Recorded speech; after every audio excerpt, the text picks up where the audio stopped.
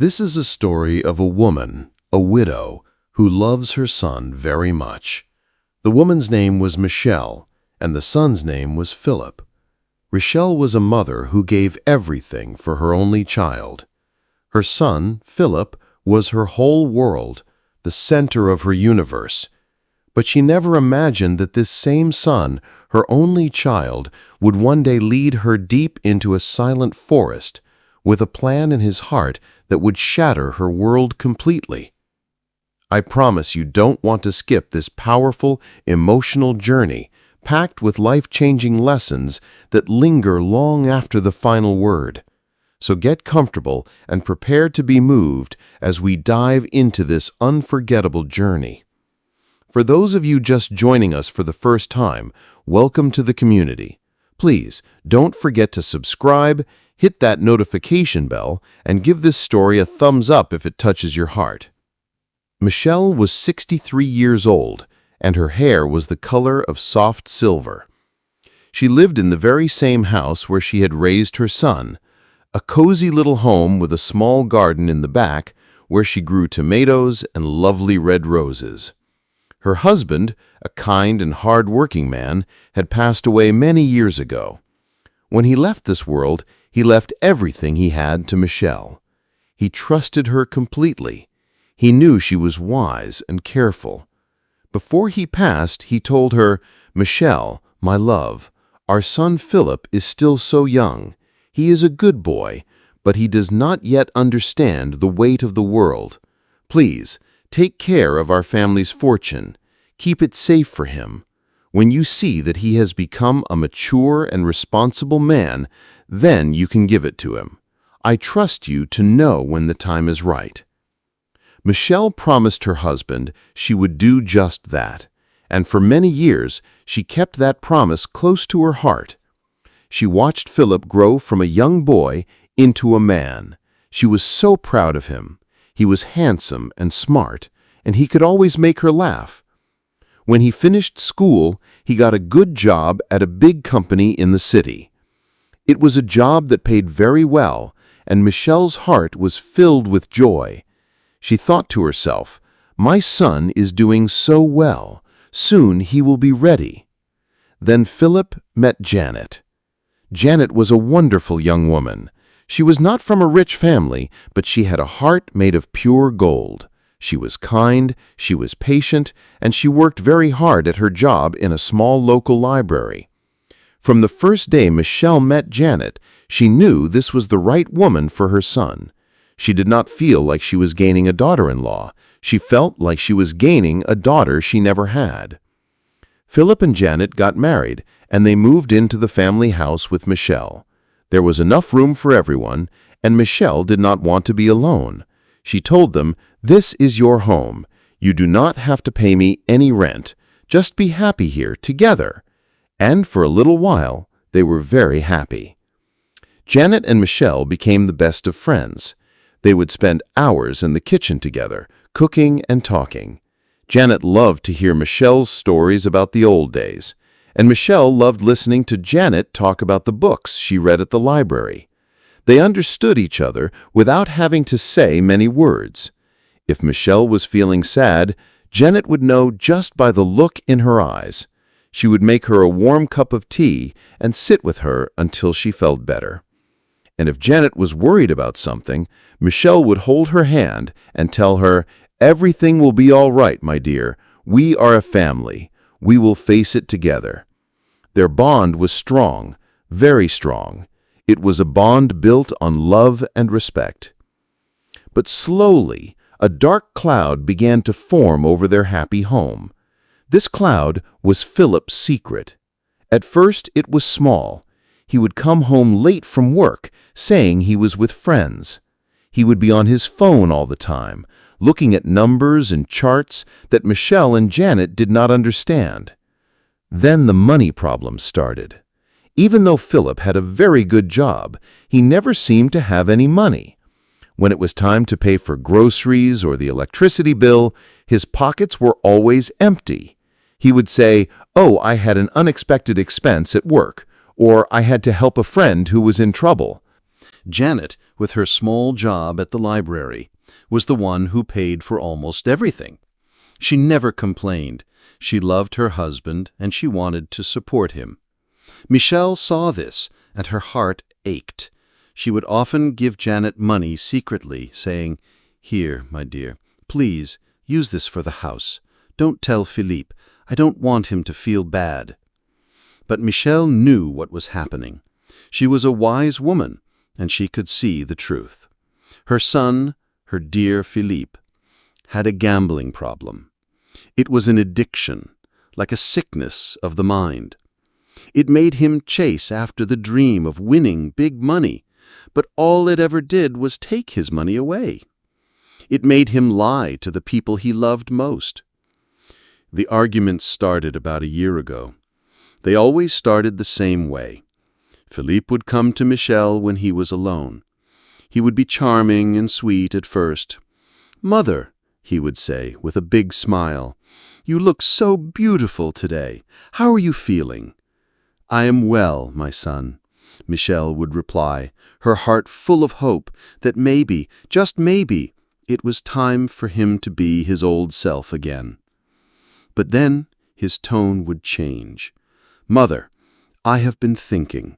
I am a grown man now. I have a wife. It is time for you to give me my inheritance. It is my father's money, and it belongs to me. I have plans, big plans, to invest it and make us all rich." And every time, Michelle's heart would sink. She would look into his eyes, and she could see the desperation there. She would say, gently but firmly, "Philippe, my son, your father trusted me to give you the money when you were ready. You are not ready. This gambling, it has a hold on you. If I give you this money now, it will be gone in a week. It will not help you. It will only destroy you." Then Philippe would get angry. His face would turn hard. "You don't trust me," he would shout. "It's my money. You are trying to control my life. It is not fair." These arguments became more and more frequent. They were like a storm that passed through their quiet home, leaving sadness and worry behind. Janet hated the arguments. She would always stand with Michelle. One evening, after a very bad fight, Janet found Michelle crying softly in the kitchen. She put her arm around her. "He doesn't mean it," Janet said quietly. "It's the addiction talking, not him." Michelle wiped her eyes and looked at Janet. "I know, my dear. I know my son is a good man deep down, but this sickness, it is making him into someone I don't recognize. I am so scared for him, and I am scared that one day his anger will break our family apart." Janet held her hand tightly. "I will not let that happen," she promised. "You and I, we are a team. We will protect him, and we will protect this family." But Philippe's need for the money grew stronger every day. He owed money to people, dangerous people, and he was desperate. He saw his mother's refusal not as an act of love, but as an act of betrayal. In his mind, she was the only thing standing between him and solving all his problems. Then, one week, everything changed. Philippe stopped arguing. He started being kind and helpful again. He would come home from work on time. He would bring Michelle flowers from the market. He would tell Janet how much he loved her. He started talking about how he had been going to meetings to get help for his gambling. He said he finally understood that his mother was right all along. Michelle was so happy. Her heart felt light for the first time in a long time. She thought, "My prayers have been answered. My son is coming back to me." She started to believe that maybe, just maybe, it was time to trust him again. Janet was happy too, but a small part of her felt a tiny seed of doubt. It all seemed too sudden, too perfect. She watched her husband closely. She saw that his smiles didn't quite reach his eyes. But she said nothing. She wanted to believe it too. One beautiful morning, Philippe came into the kitchen where Michelle was drinking her tea. He was smiling his biggest, brightest smile. "Mother," he said, his voice full of excitement, "I have a wonderful idea. You have been so stressed lately. I want to do something nice for you. Do you remember that beautiful park deep in the woods, the one you and Father used to go to for picnics?" Michelle's eyes lit up. "Oh, yes, I remember. It was so peaceful there." "Exactly," Philippe said. "I want to take you there today. Just the two of us. We can have a nice lunch, walk among the trees, and just talk, like old times. It will be my way of saying I am sorry for everything." Michelle's heart melted. This was the son she remembered, the son she loved so dearly. "Oh, Philip," she said, her voice trembling with happiness, "that would be wonderful. I would love that." Janet was in the other room folding laundry, but she heard every word, and that tiny seed of doubt in her heart began to grow into a cold, heavy feeling of dread. Why now? Why a place so far away, so deep in the woods? Something felt wrong. Very, very wrong. But she looked at Michelle's happy face, and she could not bring herself to spoil this moment. Instead, she made a decision, a secret decision. She would not let her mother-in-law go alone. She would follow them. She would keep her distance, and she would watch. She hoped she was wrong. She prayed she was just being silly and overprotective. But her heart told her that she needed to be there to make sure Michelle was safe. She had a feeling that this trip to the forest was not about a picnic at all. The car ride was quiet at first. Michelle sat in the passenger seat, looking out the window with a happy, peaceful smile on her face. The sun was shining, and the trees along the road were a beautiful, bright green. She was so happy. Her son was finally himself again. She hummed a little tune, a song her husband used to sing to her. "Do you remember this song, Philip?" she asked softly. "Your father would sing it whenever we went for a drive. He had such a lovely voice." Philip did not look at her. He kept his eyes on the road. His hands were holding the steering wheel very tightly. A small, tight smile was on his lips. "Yes, Mother, I remember," he said. His voice was flat. It did not have the warmth it usually did. Michelle did not seem to notice. She was lost in her happy memories. "We used to come this way all the time," she continued, her voice full of nostalgia. "We would pack a small basket with sandwiches and lemonade. Your father always said my sandwiches were the best in the world. He was such a good man, Philip. He would have been so proud of you." Philip just nodded. He said nothing. The car drove on, leaving the busy city behind. The roads became smaller, and the houses became fewer. Soon, they were surrounded by nothing but trees, tall, silent trees that seemed to watch them as they passed. Far behind them, in a small blue car, Janet followed. Her heart was beating fast, like a drum inside her chest. She kept a safe distance so that Philip would not see her in his mirror. Every time Philip's car went around a corner, she was afraid she would lose him. She gripped her own steering wheel, and her hands were cold and sweaty. She felt a little silly. Maybe she was wrong. Maybe Philip was truly sorry and just wanted to spend a nice day with his mother. She hoped so. She prayed to God that she was wrong. But the cold feeling in her stomach would not go away.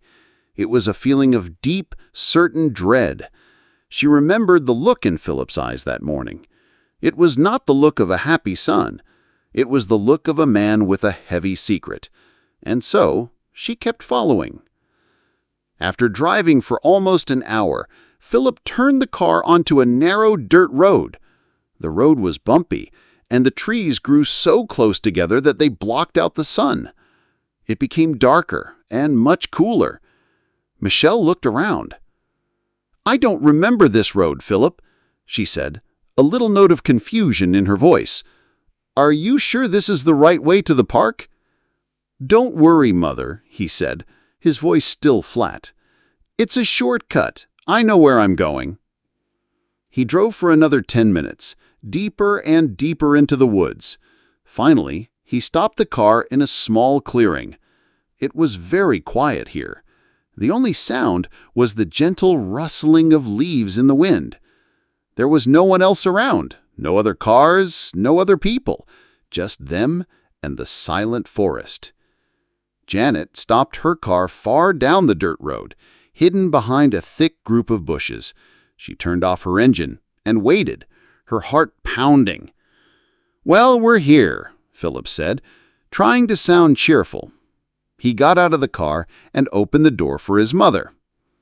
Michelle got out and looked around. It was a pretty place, but it felt lonely, very lonely. "It's so quiet here," she said. "That's why it's perfect. Come on, I know the best spot. It's just a little walk from here." He led her away from the car down a small, overgrown path. The path was hard to see, covered with fallen leaves and twigs. Michelle had to hold on to his arm so she would not trip. She was wearing her nice Sunday shoes, not shoes for walking in the woods. Janet watched them from her hiding spot. She saw them disappear into the trees.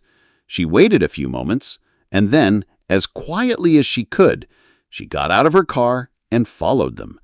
She moved slowly, stepping carefully so she would not make any noise. She stayed hidden behind the thick tree trunks, her eyes fixed on Philip and Michelle up ahead. They walked for what felt like a very long time. Finally, Philip stopped in another small clearing. In the center of the clearing stood a very large old tree. Its branches were thick and twisted, like the arms of an old man. "Here we are," Philip said. Michelle looked around. There was no picnic blanket, no basket of food. There was nothing but the old tree. A feeling of confusion started to creep into her heart. "Philip, where is our lunch?" she asked. "I thought we were having a picnic." Philip turned to face her. The smile was gone from his face, completely gone. His eyes were cold and empty. He looked like a stranger. Michelle felt a sudden shiver of fear. "We're not here for a picnic, Mother," he said, his voice low and hard.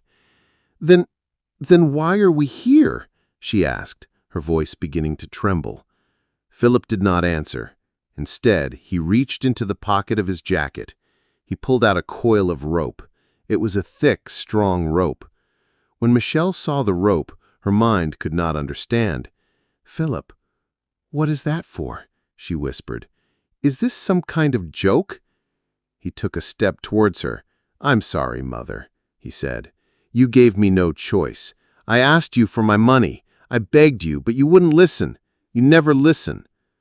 The world seemed to spin around Michelle. This could not be happening. This was not her son. Her loving, gentle son would never do this. "Philip, no," she pleaded, tears filling her eyes. "Please, I am your mother. I love you. I was only trying to protect you." "Protect me?" he said, his voice rising with anger. "You were controlling me. That money is mine, and I will get it." He grabbed her arm. His grip was strong, and it hurt. Michelle was not a strong woman. She could not fight him. He pushed her back against the rough bark of the old tree. The tears were streaming down her face now. She was crying and begging. "Please, son, don't do this. Whatever trouble you are in, we can fix it together. Just talk to me, please, Philip." But he was not listening. It was like he could not hear her. The addiction had closed his ears and hardened his heart. He began to wrap the rope around her, tying her to the tree. He wrapped it around her waist, her arms pinning her against the trunk. He tied the knots tightly, so tightly she could barely breathe. Hidden behind another tree, Janet watched in horror. Her hand was over her mouth to stop herself from screaming. Tears were streaming down her teeth, too. She could not believe what she was seeing. The man she loved, her husband, was doing this to his own mother. It was a nightmare. She wanted to run out, to scream, to stop him. But she knew she couldn't. He was stronger than her. If he saw her, he might hurt them both. She had to wait. She had to be smart. Her heart was breaking into a million pieces, but she forced herself to stay hidden, to wait until he was gone. When Philip was finished, he took a step back. He looked at his mother, tied to the tree, crying for him. For a moment, just a moment, a flicker of pain crossed his face. He almost looked like he was going to untie her. But then his face became hard again. "I will come back for you when you agree to give me the money," he said, his voice cold. Then, without another word, he turned his back on her and walked away. He walked back down the path, got into his car, and drove away, leaving a cloud of dust behind him. Michelle was left all alone, tied to the tree in the silent, lonely forest. She cried until she had no more tears left. Her heart was not just broken, it felt like it had been completely destroyed. The son she loved more than life itself had left her here to die. As soon as Janet heard Philip's car drive away, she ran from her hiding place. "Michelle! Michelle!" she cried, running towards the tree. Michelle looked up. Her eyes were red and swollen. When she saw Janet, a look of pure disbelief crossed her face. "Janet, is that really you?" she whispered, her voice hoarse. "Yes, it's me," Janet said, her own voice choked with tears. She fumbled with the knots Philip had tied. They were tight, but her fingers were quick. "I'm here. I saw everything. You are safe now. I've got you." She finally managed to untie the last knot, and the rope fell to the ground. Michelle's body was weak. She slumped forward, and Janet caught her, holding her in a tight embrace.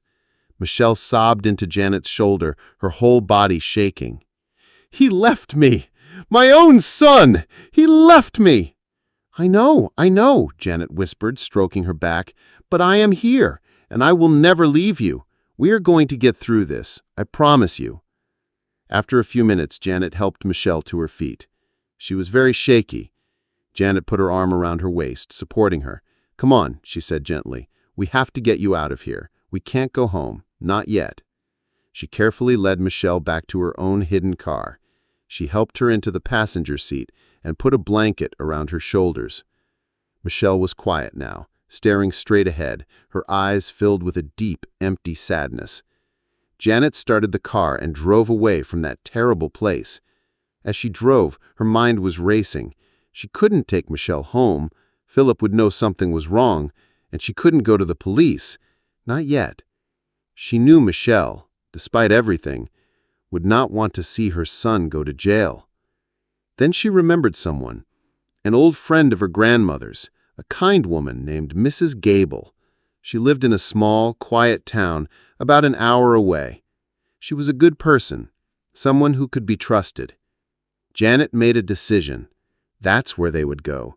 She would take Michelle to a safe place where she could rest and feel secure. And then Janet would go back. She would go back home to her husband, and she would have to pretend. She would have to pretend that she knew nothing at all. Her heart was heavy with the weight of it all, but her mind was clear. She would protect Michelle, and she would make Philip face the terrible thing he had done. She had a plan. The first step was to keep Michelle safe. The next step would be much, much harder. Janet drove for over an hour, leaving the dark forest far behind them. The small blue car moved steadily through the quiet countryside. Beside her, Michelle was silent. She just sat there, wrapped in the blanket, looking out at the passing fields with eyes that saw nothing. The terrible shock of what had happened had wrapped around her like a cold fog, leaving her unable to speak, unable to cry anymore. Her heart was a place of deep, quiet pain. Janet did not try to talk. She knew that there were no words that could fix what had been broken that day. For now, all she could do was drive. All she could do was get Michelle somewhere safe, somewhere warm, somewhere filled with kindness. Finally, she turned onto a small street in a peaceful little town. She stopped in front of a small house with a lovely garden full of colorful flowers. This was Mrs. Gable's house. Mrs. Gable was a kind, elderly woman with a gentle smile and wise eyes. She had been a friend of Janet's grandmother, and Janet knew she had a good heart. She knew she could be trusted with this painful secret. She had called her from the road, her voice low and urgent, explaining that there was a family emergency and that her mother-in-law needed a quiet place to stay for a little while. Mrs. Gable, without asking too many questions, had simply said, "Of course, my dear. You bring her here right away. My door is always open." Mrs. Gable was waiting for them on the porch. When she saw Michelle's pale, sad face, her expression filled with compassion. She opened her arms and gently helped Michelle out of the car. "You poor dear thing," Mrs. Gable said, her voice as soft as a feather. Come inside. I have a warm cup of soup and a comfortable bed waiting for you. You are safe here." She led Michelle into the house and sat her down in a soft armchair by the fireplace. Janet watched as Mrs. Gable fussed over Michelle, bringing her the soup and a warm pair of slippers for her feet. Michelle didn't say much, but she allowed this kind stranger to care for her. A tiny bit of warmth began to return to her cold hands. Janet knelt down in front of Michelle and took her hand. "I have to go back now," she whispered. "I have to go home. Philip cannot know that I was there. He cannot know that you are safe. Not yet." Michelle looked at Janet, and for the first time since the forest, a flicker of understanding came into her eyes. She squeezed Janet's hand weakly. "Be careful, my child," she whispered, her voice barely audible. "I will be," Janet promised. "I will visit you every day when he is at work.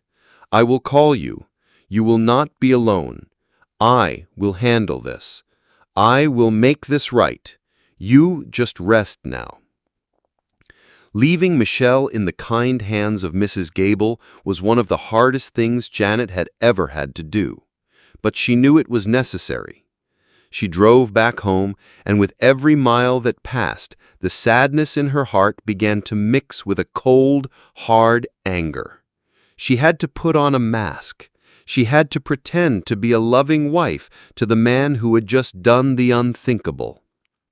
When she walked through the front door, the house was quiet. Philip was sitting on the sofa, watching television. The sound was turned up loud. He was trying to act normal. Too normal. He looked up when she came in. "Oh, hey, honey, you were gone for a long time," he said, trying to smile. "Where did you go?" Janet's heart was pounding, but she kept her voice calm. She had practiced what she would say on the long drive home. "I just needed some air. I went for a long drive and then did some shopping." She put a grocery bag on the kitchen counter to make her story look real. Then she looked at him, her face a mask of simple curiosity. "So, how was the picnic with your mom? Did you two have a nice time?" Philip did not look at her. He kept his eyes on the television screen. "Oh, it was good. It was really nice," he said quickly. "We had a long talk. It was great." "That's wonderful," Janet said, her voice even and steady. "Where is she now? I thought she would be home by now." This was the moment. The first big lie. Philip cleared his throat. "Actually, she decided to go and visit her sister, Carol. She said she hasn't seen her in a while and wanted to spend a few days with her. It was a last-minute thing." Janet felt a cold chill run down her spine. The lie came so easily to him. "Oh," she said, pretending to be surprised. "That's strange. She didn't mention anything about that to me this morning." "Yeah, well, you know, Mom," Philip said with a small, fake laugh. "She can be spontaneous. She packed a small bag and I dropped her off at the bus station." Janet just nodded. "Okay," she said quietly. And she walked away, into their bedroom so he would not see the look of anger and disgust on her face. The game had begun. The next week was the longest week of Janet's life. The house, which was once full of warmth and love, now felt cold and empty. There was a terrible tension in the air, a silence that was heavier than any argument. Philip continued to pretend that everything was fine, but Janet could see the cracks in his act. He could not sleep properly.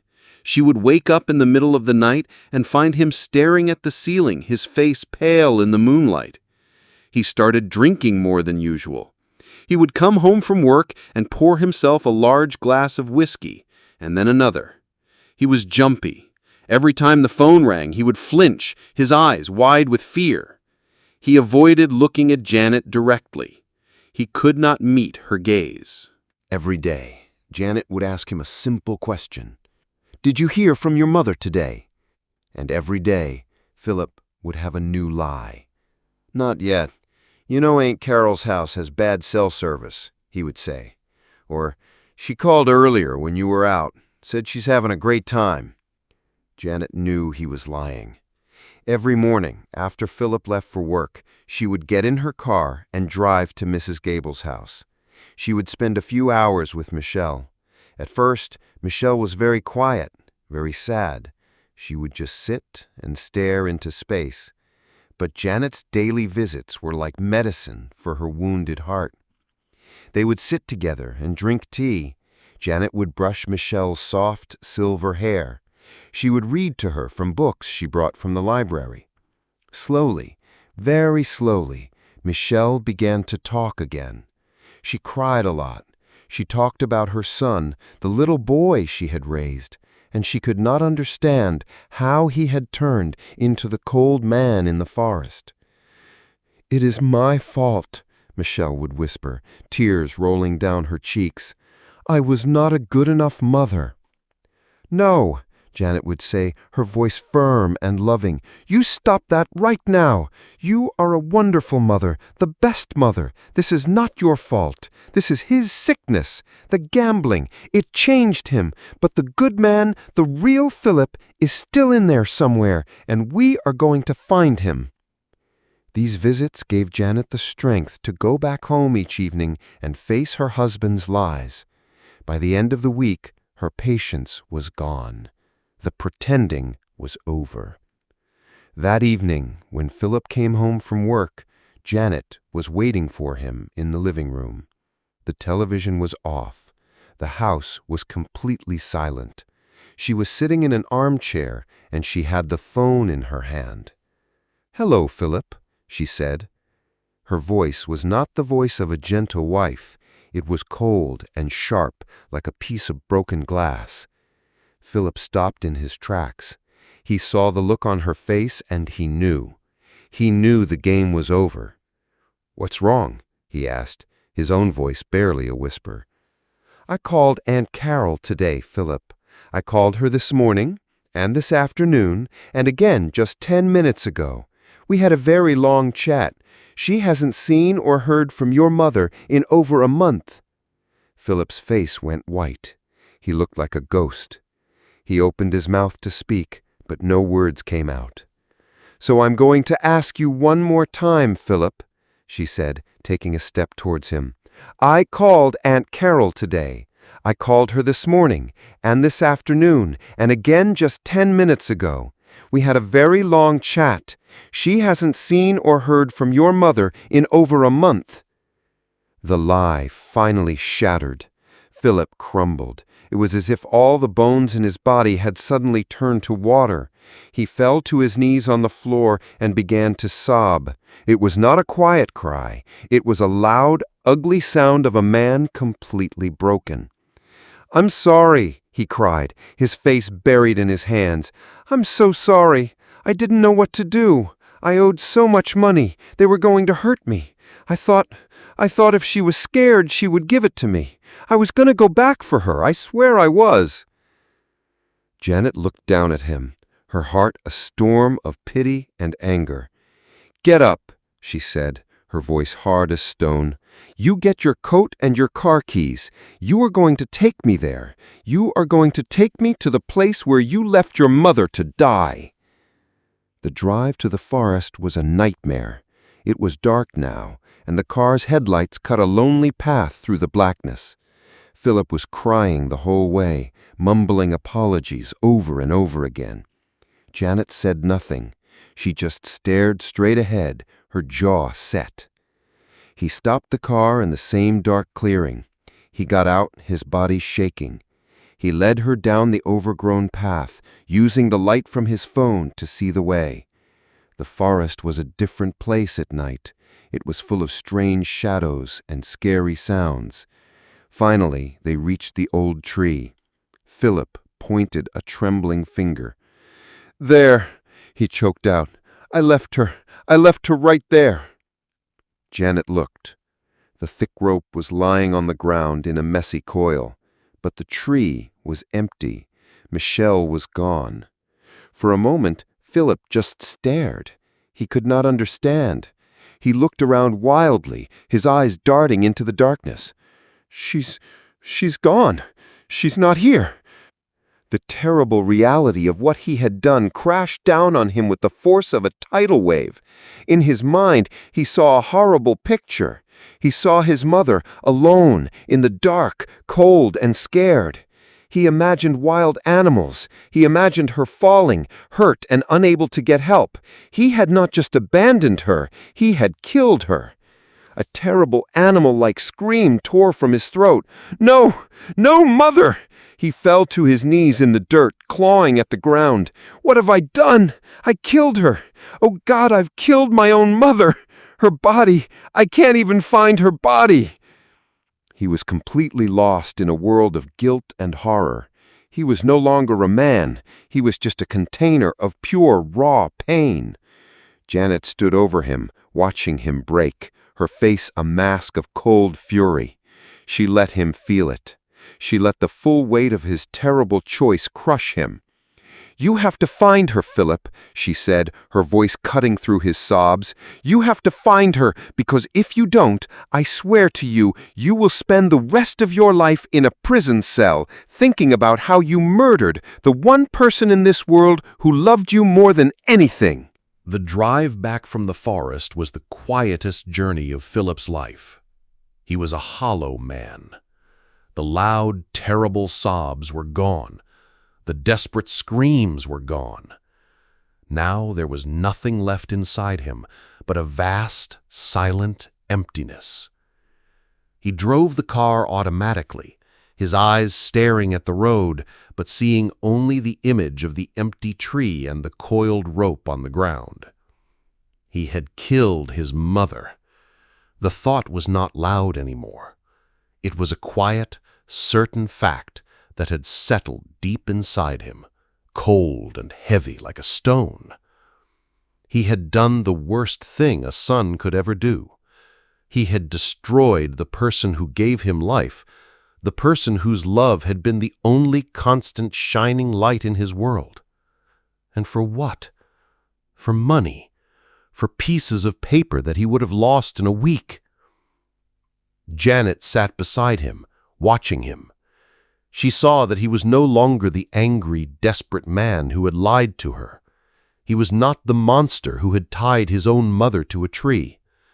He was just a broken shell. She could see the deep, crushing weight of his guilt in the slump of his shoulders and the dead look in his eyes. Her anger was still there, but beneath it a small seed of pity began to grow. This was still her husband, and he was in more pain than she had ever seen a person be in. They did not go home. Philip did not turn onto their street. Instead, he kept driving, heading towards the bright lights of the city center. "Philip, where are you going?" Janet asked, her voice soft. He did not answer. He just kept driving, his face like a mask made of stone. He parked the car near a tall building that was still being built. It was late at night, and the construction site was dark and empty. A tall crane stood beside the building, like a giant sleeping skeleton. He got out of the car. "Philip, what are you doing?" Janet asked, her new kind of fear rising in her heart. He turned and looked at her. For the first time all night, he really looked at her. There were no tears in his eyes, but she had never seen so much sadness in one person. "I can't live with this, Janet," he said, his voice a dead whisper. "I don't deserve to live. My mother is gone because of me. There is no coming back from this. There is no forgiveness for this." Before she could stop him, he slipped through a gap in the fence surrounding the construction site and started walking towards the unfinished building. Janet's heart stopped. She knew what he was going to do. She jumped out of the car and ran after him. "Philip, stop! Please stop!" He did not listen. He found the stairs and began to climb, his feet moving quickly up the concrete steps. Janet followed him, her own breath coming in ragged gasps. They went up and up and up, past empty floors with wires hanging from the ceilings and piles of building materials. Finally, he came out onto the roof. The wind was strong up here. It whipped their hair and clothes. The whole city was spread out below them, a sea of twinkling lights. It was beautiful, but they did not see the beauty. Philip walked straight to the edge of the roof, where there was no railing, no wall, nothing. He stood there, looking down at the hard streets so far below. Janet ran to him, her feet stumbling on the rough surface of the roof. She grabbed his arm with both of her hands. "No, Philip, don't do this. Please stop." He tried to pull his arm away. "Let go, Janet," he said, his voice breaking. "It's better this way. I have caused enough pain. I need to make it stop." "No," she cried, holding on with all her strength. "This is not the way. This will not fix anything. It will only cause more pain." "There is nothing left," he shouted, the wind carrying his voice away. "Don't you understand? I killed her. My mother is dead because I was weak and greedy." Tears were streaming down Janet's face now. She looked into his wild, desperate eyes. She had to reach him. She had to pull him back from this terrible edge. And she knew there was only one way. "She's not dead, Philip," Janet screamed over the wind. "Your mother is not dead." He stopped struggling. He froze. He slowly turned his head and looked at her, his eyes wide with confusion. What did you say?" "I said she is not dead," Janet said again, her voice strong and clear. "I was there, Philip. I followed you. I saw what you did, and after you left, I untied her. I took her somewhere safe. She is alive, Philip. She is safe, and she is alive." The words seemed to hang in the air for a long moment. Philip just stared at her, his mind struggling to understand what she was saying. It was impossible. It could not be true. And yet the look on Janet's face, it was a look of pure, honest truth. Slowly, the life came back into his eyes. The hard, empty despair began to melt away, replaced by a fragile, trembling hope. "Alive?" he whispered, his voice cracking. She's really alive?" "Yes, my love, she is alive." He let her lead him away from the edge. Then, the full force of it hit him. Relief. A wave of relief so powerful that his legs could no longer hold him up. He collapsed onto the roof, not with a crash, but like a puppet whose strings had been cut. He sat there on the cold concrete, and he began to cry again. But these were not the sobs of guilt and despair. These were the tears of a man who had been given a second chance, a miracle he did not deserve. Janet knelt beside him and put her arms around him, holding him as he shook. They stayed there for a long time, on top of the dark, windy roof, until his tears finally stopped. "Take me to her," he whispered. "Please, Janet. I need to see her. I need to tell her I'm sorry." They drove to Mrs. Gable's little house. The lights were still on. Janet led Philip to the front door and knocked softly. Mrs. Gable opened it, her face full of concern. She looked at Philip's tear-stained face, then at Janet, who gave her a small, reassuring nod.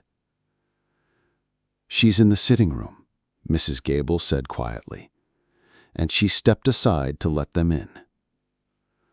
Philip walked into the small, warm room, and there she was, his mother. She was sitting in the soft armchair by the fireplace, a cup of tea in her hands. She was safe. She was warm. She was alive. When Michelle saw her son, her face filled with 100 different emotions.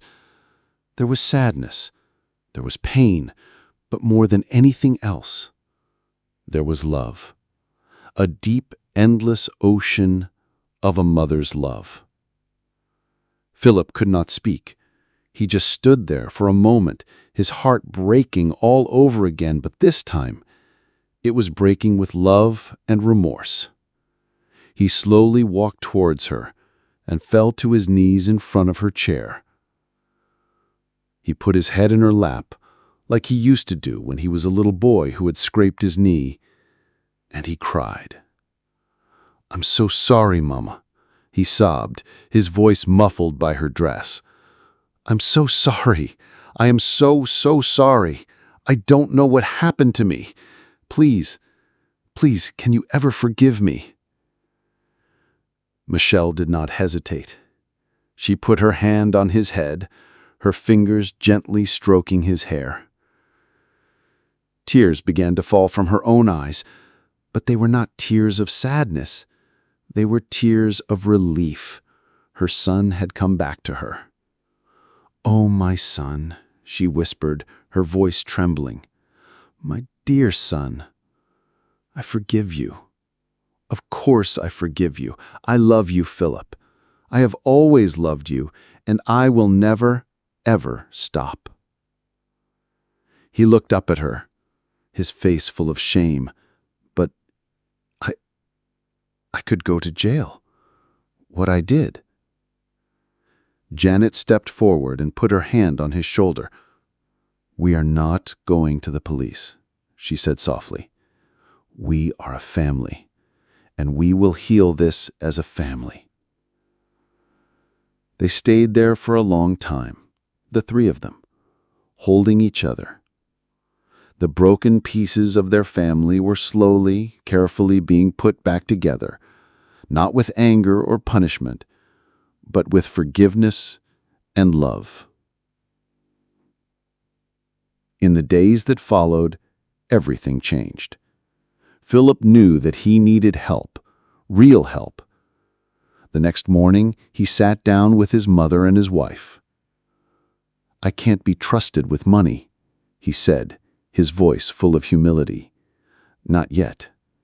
I want you, Janet, to be in charge of all the finances, the house, the bills, everything.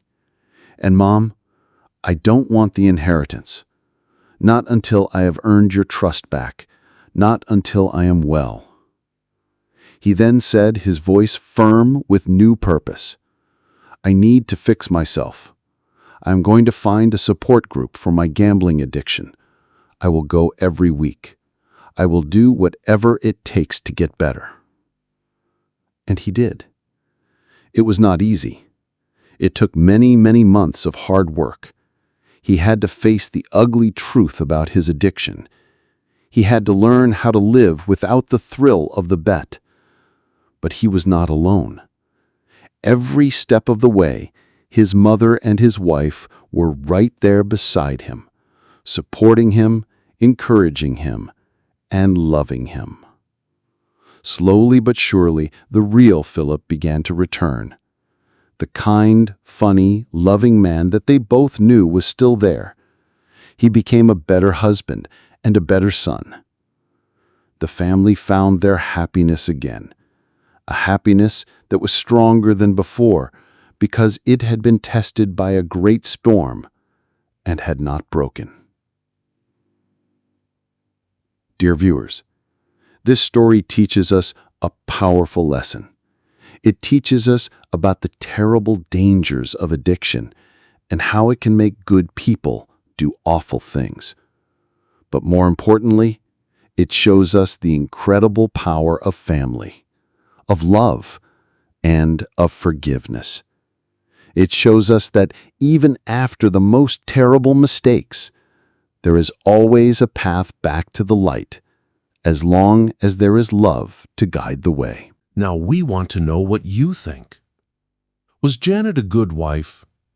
Did the mother and the wife do the right thing by forgiving him so quickly? If you were the mother or the wife, could you have found it in your heart to forgive him, or would you have reported him to the police? Share your thoughts with us in the comments. Thank you for listening. If this story touched your heart, please give it a thumbs up. Share it with your loved ones, and don't forget to subscribe for more stories that teach us about life. Turn on the notification bell so you never miss any new stories from us. Until next time, take care, and don't forget, at Virtuous Stories, we love you.